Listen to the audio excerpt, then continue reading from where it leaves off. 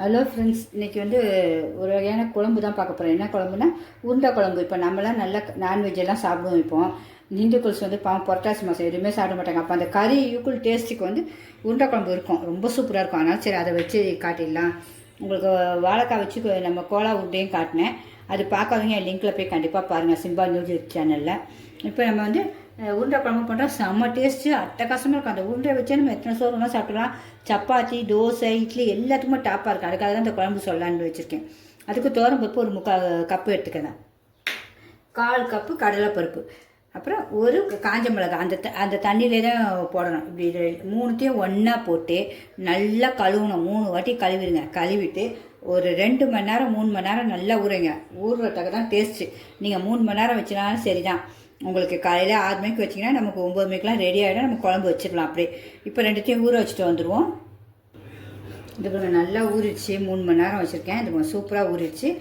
இந்த காஞ்ச மிளகாவும் நல்லா ஊறிச்சு. இப்போ அதை வந்து நம்ம ஒரு மிக்சியில் வச்சு குறன்னு கொஞ்சம் அரைச்சிடணும். தண்ணி இல்லாமல் அரைக்கணும். நம்ம வடைக்கெலாம் எப்படி அரைப்போம் அப்படியே கொஞ்சம் உப்பு மட்டும் போட்டு அரைச்சிருங்க அந்த சுவைக்கு. அப்படியே நம்மளாம் உங்களுக்கு இதை காட்டிட்டு அடுத்து என்னென்ன சொல்லிடுறேன். அந்த குழம்புக்கு தேவையான தண்ணி சுத்தமாக இருக்கக்கூடாது, வடித்து தான் போடணும். நீங்கள் வடித்தாச்சு. இந்த பிறகு இவ்வளோ இருக்குது உருண்டை குழம்புக்கு. நமக்கு உருண்டைங்களுக்கு தேவைத்தக்க குழம்பு நீங்கள் நிறையா பேருக்குன்னா நிறையா வைங்க. இந்த உருண்டைக்கு தேவையான உப்பு தான் போட போகிறோம். உங்களுக்கு சுவைக்கு ஏற்ப போட்டுக்கோங்க, அவ்வளோதான். ஏன்னா அப்போ தான் அது டேஸ்ட்டாக இருக்கும் அரைக்கும் போது உங்களுக்கு. அது கூட கொஞ்சோண்டு சோம்பு, ஒரு 4 சோம்பு, இந்த இவ்வளோண்டு தான், சும்மா அந்த டேஸ்ட்டுக்காக, அவ்வளோதான் போட்டு குறன்னு சும்மா கொஞ்சமாக தான் குறப்பாக அரைக்கணும்.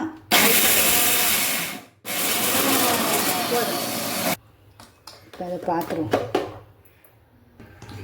இந்த பிறகு இந்த அளவு தான் அரைக்கணும். உங்களுக்கு தண்ணி நம்ம ஊற்றலை, நம்ம அதுலேருந்தே எடுத்த தண்ணி தான், வேற ஒன்றும் இல்லை. இப்போ இதில் என்னென்ன போடணுமோ அதை போட்டு நம்ம அப்படியே உருண்டை பண்ணி இட்லி தட்டில் வேக வைக்க போகிறோம். 10 நிமிஷம் இட்லி வேக வைக்கிற மாதிரி நம்ம எடுத்து வச்சாச்சு. இதுக்கு குழம்புக்கும் தேவையான என்னென்னு பார்த்துருவோம். அதுக்குள்ளே நம்ம குழம்புக்கு தேவையானதுக்கு ஒரு நல்ல ஒரு பெரிய தக்காளி ஒன்று எடுத்து வச்சுருக்கேன். சாம்பார் வெங்காயம் தான் போடணும், பெரிய வெங்காயம் வேண்டாம். நோய் எதிர்ப்பு சக்தி வர உடம்புக்கும் அவ்வளோ டேஸ்ட்டு, அந்த சமையலும் அவ்வளோ டேஸ்ட்டாக இருக்கும். நல்லா ஒரு 40 சாம்பார் வெங்காயம் போல் சின்ன சின்னதாக எடுத்து வச்சுருக்கேன். பொடிசு தான் டேஸ்ட்டு. அப்புறம் புளி வந்து நெல்லிக்காய் சைஸில் பெரிய சைஸ் கொஞ்சம் அதை எடுத்து வச்சுக்கோம். அது ஒரு தண்ணியில் இப்படி போட்டு கொஞ்சம் ஊற வச்சுருவோம். இந்த சமையல் பண்ணுறதுக்குள்ள அது ஊறிட்டு இருக்கோம். இந்த அளவு ஊற வச்சுருவோம். அப்படியே ஊறிட்டு இருக்கட்டும்.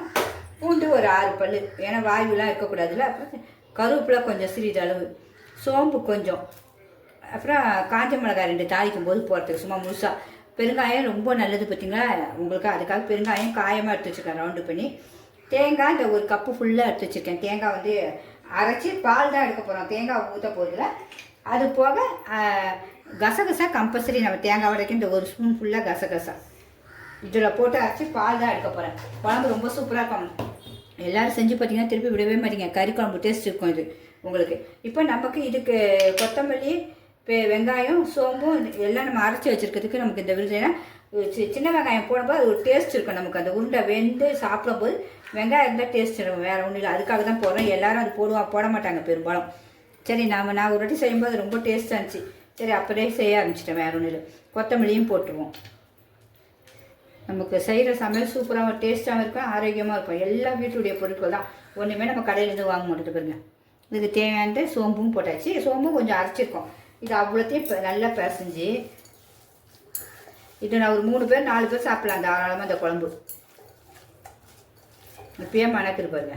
இந்த அளவு இப்படியே உருட்டி உங்களுக்கு எந்த சைஸ் வேணுமோ அப்படி அழகாக பால் மாதிரி உருட்டி இட்லி பானையில் வேக வச்சுருங்க எல்லாத்தையும். நம்ம அதுக்குள்ளே இந்த இதெல்லாம் அரிஞ்சிட்டு வந்துடுவோம். அதுக்குள்ளே இட்லி பானையிலையும் வேக வச்சுருவோம். இருங்க, நமக்கு ஒரே தட்டே போதும். லைட்டாக எண்ணெய் மட்டும் தெளிச்சுப்போம், ஸ்ப்ரே பண்ணிப்போம், அவ்வளோதான். போதும். ஏன்னா அது ஒட்டாமல் வரத்துக்கு தான். இட்லி பானையில் தண்ணி வச்சாச்சு. உருண்டையை இப்படி எல்லாத்தையும் உருட்டி வச்சுருவோம். ஒன்று ஒன்றா உங்களுக்கு எந்த சைஸ் வேணுமோ அந்த சைஸ் எல்லாத்தையும் இப்படி உருட்டி வச்சுக்கோங்க. எல்லாத்தையும் உருட்டி வச்சு 8 இது இருக்குது. இனிமேல் நம்ம தண்ணியும் கொதிக்க போகுது. இந்த பாருங்க, தண்ணியும் கொதிக்க போது சும்மா அப்படியே வச்சிட வேண்டியதான். நம்ம தண்ணி வச்சுட்டு மூடி வச்சு நமக்கு இட்லி வேக வைக்கிற மாதிரி வேக வச்சுருங்க, அவ்வளோதான். தக்காளி, வெங்காயம் எல்லாம் அரிஞ்சாச்சு. கசகசாவும் தேங்காயும் இதில் போட்டு நல்லா நைஸாக அரைச்சி உங்களுக்கு எவ்வளோ திக்னஸ் வேணுமோ அவ்வளோ திக்னஸாக பால் எடுத்துக்கோங்க. நீங்கள் கசகசா உங்கள் மிக்சியில் அரைப்படலாம், கொஞ்சம் தண்ணியில் ஊற வச்சுங்க. என் மிக்சியில் நல்லா அரைப்பட்டுரும், இன்னும் அரைச்சிடும். கசகசாவே அரைச்சிடும். ஒரு அகலமான கடாய் வச்சுட்டு நம்ம நல்லெண்ணெய் தான் உடம்புக்கு ரொம்ப இது. நல்லெண்ணெய் சும்மா உங்களுக்கு எவ்வளோ வேணால் ஊற்றிங்க. நான் வந்து சும்மா கொஞ்சம் தான் ஊற்றுறேன். சும்மா ஒரு சின்ன ஸ்பூனுக்கு தான் ஊற்றுறேன். போதும் எனக்கு எண்ணெய் ரொம்ப வேணான்ட்டுக்காக தான். நீங்கள் எண்ணெய் நல்லா தாராளமாக ஊற்றிக்கலாம். அது எண்ணெய் ஊற்ற டேஸ்ட்டு.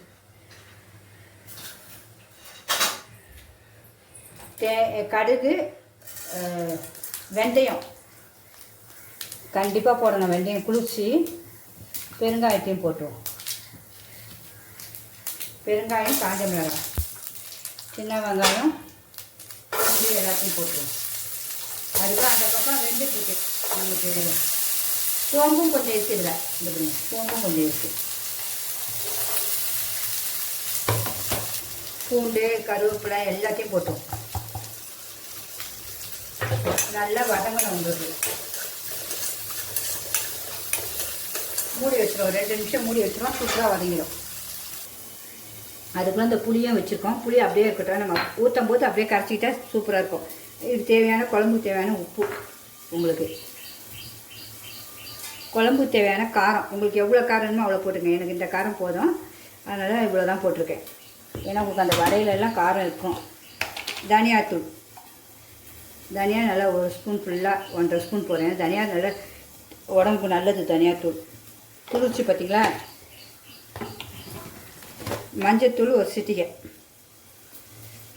அவ்வளோதான். இதை அப்படியே வச்சிடும். அப்படியே கலக்கி அப்படியே ஊற்றிட வேண்டியதான். நம்ம திரும்ப குழம்புக்கு தேவையான தண்ணியை நம்ம ஊற்றி வச்சுருவோம். அப்புறம் புளி அப்படியே கரைச்சி அப்படியே ஊற்றிட வேண்டியதான். ஒரு சின்ன டெக்னிக் சொல்கிறேன் பாருங்கள். எங்கள் வீட்டில் வயசானவங்க இருக்காங்கப்பா, எண்ணெய் ரொம்ப ஊற்றக்கூடாதுங்க. இப்படி பாதி வதங்கும்போது கொஞ்சம் தண்ணி ஊற்றுங்க.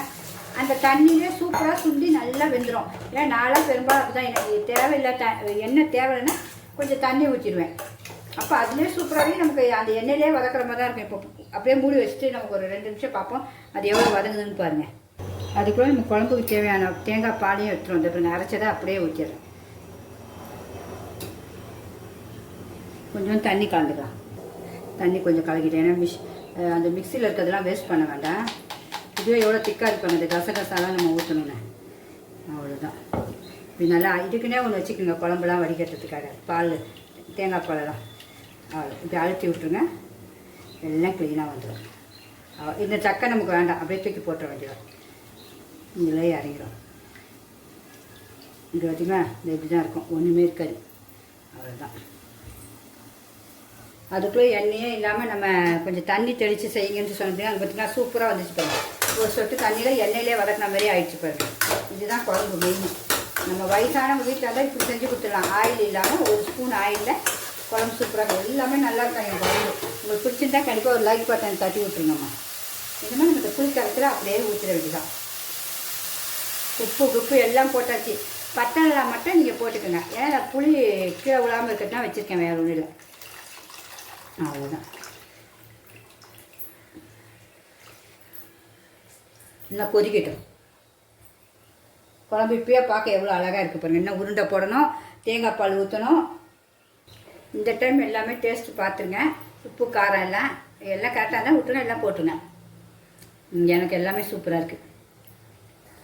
அதுக்குள்ளே உருண்டையும் பப்பா சூப்பராக வெந்துருச்சு பாருங்கள். பாக்கி எவ்வளோ அழகாக இருப்பாங்க. ஒட்டாது கையில். அதுதான் இந்த வெந்துருச்சுன்னா ஒட்டாது. இப்போ அப்படியே ஆஃப் பண்ணிட வேண்டியதான்.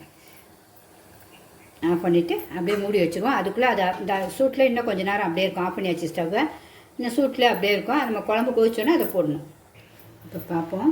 அப்புறம் குழம்பு நல்லா கொதிக்க ஆரம்பிச்சிருச்சு சூப்பராக.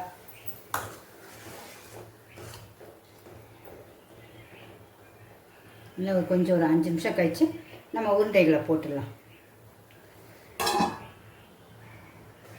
இப்போ இதுவும் நல்லா கொதிச்சிருச்சு உங்களுக்கு குழம்பு. இப்போ நம்ம உருண்டையும் எடுத்து இதில் போட்டுற வேண்டியதான். உருண்டையும் ஆறி இருக்கும்.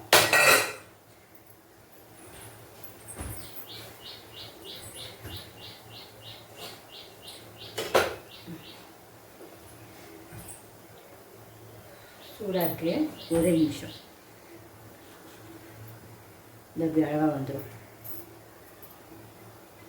அப்படியே உருண்டைகளை போட்டோம். எல்லாமே சுட சுட இருக்குது. அப்படியே ஆவி பறக்குது. இது பாருங்க.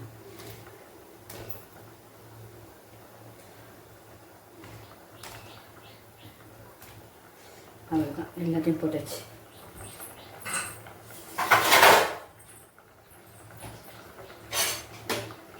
இந்த குழம்பு அப்படியே லைட்டாக நல்லா அப்படியே லைட்டாக ஒரு கிண்டிடுவோம். அவ்வளோதான். அது பாட்டுக்கு இருக்கும். குழம்பு கரையவே கரையாது உருண்டை.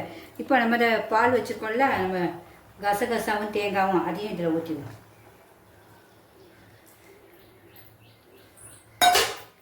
ஊற்றிட்டு ஒரு கிண்டிடுவோம். நல்லா கொஞ்ச நேரம் கொதிக்கிட்டோம். ஒரு 1/4 மணி நேரம் கழித்து நம்ம பார்ப்போம் குழம்பு எப்படி இருக்குன்னு. இப்போ பார்க்க எவ்வளோ அழகாக வந்துச்சுப்பாங்க. இன்னும் 1/4 மணி நேரம் கழித்து பார்த்துருவோம். குழம்பு முடிஞ்சிடும். நம்மளுடைய குழம்பை பார்ப்போமா? இந்த பாருங்கள் எவ்வளோ சூப்பராக ஆகிடுச்சு பாருங்கள். நல்லா ஊறி இந்த உருண்டெல்லாம் எவ்வளோ குண்டு குண்டுன்னு ஆகிடுச்சு பாருங்கள். இந்த பாருங்கள் உருண்டெல்லாம் ஒன்று கூட உடையில பாருங்கள். உங்களுக்கு குழம்பு ரொம்ப திக்னஸாக வேணும் அப்படின்னு நீங்கள் நினச்சிங்கன்னா தேங்காவை பால் எடுக்காமல் அப்படியே அரைச்சி ஊற்றலாம். இன்னொன்று என்னென்னா, நம்ம இந்த உருண்டை பண்ணியிருக்கோம்ல, அந்த உருண்டையிலே கொஞ்சோண்டு ஒரு கை எடுத்து வச்சுக்கிங்க. வச்சுட்டு அந்த குழம்புல அப்படியே கரைச்சி ஊற்றுங்க. அதுவும் திக்னஸாக இருக்கும். ஆனால் இதுவே நமக்கு சூப்பராக இருக்கும். பாருங்க குழம்பு வர திக்னஸ் ஊற்றி சாப்பிடும்போது அவ்வளோ ஒரு டேஸ்ட்டாக இருக்கும். அதை வச்சு சாப்பிடும்போது இனிமேல் நம்ம இறக்கிற விட எண்ணெயே நான் ரொம்ப ஊற்றலை. எனக்கு இன்றைக்கி எல்லாம் பெரியவங்களும் சாப்பிட்ற மாதிரிக்காக தான் செஞ்சுருக்கேன், வேறு ஒன்றும் இல்லை. ஏன்னா பெரியவங்களுக்குலாம் ரொம்ப எண்ணெய் ஊற்றக்கூடாது. நம்ம பாட்டுக்கு டெய்லி எண்ணெய் ஊற்றினா அதுக்கு நம்ம தண்ணி நீங்கள் எப்படி செஞ்சுனா அது மாதிரி செஞ்சு பாருங்கள். பிடிச்சிருந்தா கண்டிப்பாக லைக் பண்ணுங்கள், உங்கள் ஃப்ரெண்ட்ஸுங்களுக்கும் ஷேர் பண்ணுங்கள். இனிமேல் நம்ம டேஸ்ட் பார்த்துருவோம். நம்ம சுவையும் கண்டிப்பாக பார்க்கணும்ல. நம்ம உருண்டை குழம்பு சுவையை பார்த்துருவோம். நம்ம உருண்டை குழம்பு டேஸ்ட் பார்த்துருவோமா? டேஸ்ட்டு சுவை நம்ம அப்படி இருக்கும் பாருங்கள். குழம்பு பாக்கியத்தை பாருங்கள் அட்டகாசமாக இருக்கா. குழம்பு அப்படியே ஊற்றி சாப்பிடும்போது அவ்வளோ ஒரு டேஸ்ட்டாக இருக்கும். குழம்பு இந்த உருண்டைகள் எவ்வளோ அழகாக இருக்குது. இதை பாருங்கள் நானும் சாப்பிட போகிறேன். உருண்டையை வச்சு சாப்பிடும்போது அதில் அவ்வளோ ஒரு சுவைங்க. ரொம்ப கொதிக்குதே. இதை பாருங்கள் உருண்டையை பிடிச்சி வச்சுட்டேன், சாப்பிட போகிறேன்.